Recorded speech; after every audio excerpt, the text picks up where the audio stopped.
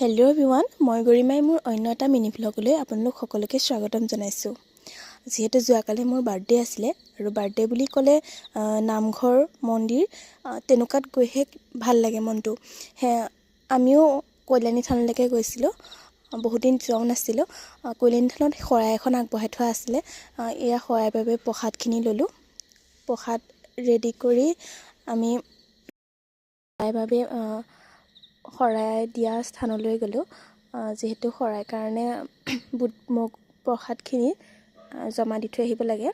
আমি প্ৰসাদ জমা দিয়াৰ পিছত মন্দিৰৰ ভিতৰ ভাগলৈ সোমাই আহিলোঁ। শান্তিৰ পৰিৱেশ এটা, বৰ ভাল লাগে। এনেদৰে সোমাই গ'লোঁ। আজি মানুহো অলপ কম আছিলে আৰু আমাৰ যোৱাও অলপ দেৰি হয়, যিহেতু অলপ কামো আছিলে সেইকাৰণে। আৰু এয়া চাকি গছ গৈ জ্বলালোগৈ। ধূপ চাকি জ্বলাই ল'লোঁ, যাতে অনাগত দিনবোৰ ভালে কুশলে পাৰ হওক, ভালদৰে থাকিব পাৰোঁ, নতুন বছৰটো যাতে ভালে যাওক, তাৰ বাবে আশীৰ্বাদ বিচাৰিলোঁ। এয়া ভিতৰৰ পৰা ওলাই আহি হাতত ৰছী এডাল বান্ধিলোঁ। যিহেতু মন্দিৰলৈ গ'লে ৰছী এডাল নবন্ধাকৈ আহিলে ভালো নালাগে।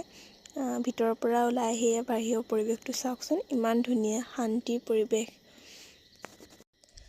বাহিৰতে অলপ সময় ঘূৰিলোঁ। ইমান ৰ'দ, খালি যাব নোৱাৰিলোঁ আৰু আমি ঘৰমুৱা হ'লোঁ তাৰ পৰা। যিহেতু বাৰ্থডে বুলি সৰুকৈ অকণমান চেলিব্ৰেশ্যন কৰিলোঁ আৰু লগৰখিনিৰ লগতে। তেনেদৰে কেক কাটিলোঁ। বাৰ্থডে বুলি ক'লে যিহেতু মনবোৰো ভালেই লাগি থাকে, তেনেদৰে মোৰো মনটো ভালেই লাগি আছিলে বাৰু কালি। এয়া ছাৰপ্ৰাইজ গিফ্ট দিছে দেই, ভিতৰত খুলিলেহে গম পাম কি আছে।